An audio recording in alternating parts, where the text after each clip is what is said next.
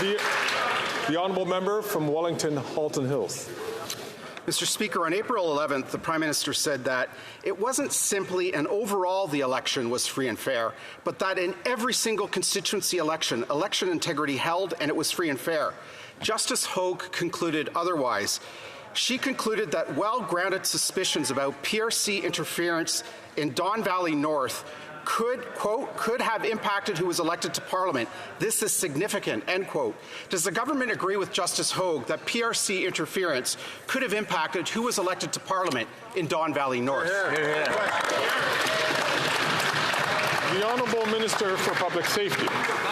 Mr. Speaker, we agree with Justice Hogue that there has been an increase in foreign state actors, hostile state actors, seeking to interfere in the Canadian democratic process. Obviously, that takes place at the riding level. We also noted Justice Hogue saying that this is the case for a very small number of constituencies, and she is not able to draw definitive conclusions as to the extent of that impact. So I understand my honourable friend is identifying some of what Justice Hogue said. I think it's important to put it in the context that she herself did.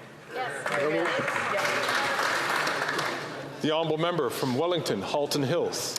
Mr. Speaker, I'll tell the government what Justice Hogue concluded in Steveston-Richmond East. She found that, quote, there are strong indications of PRC involvement, and there is a reasonable possibility that these narratives could have impacted the result in this riding.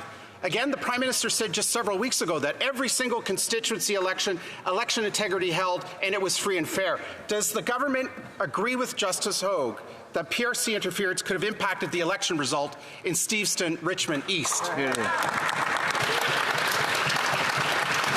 The Honourable Minister for Public Safety.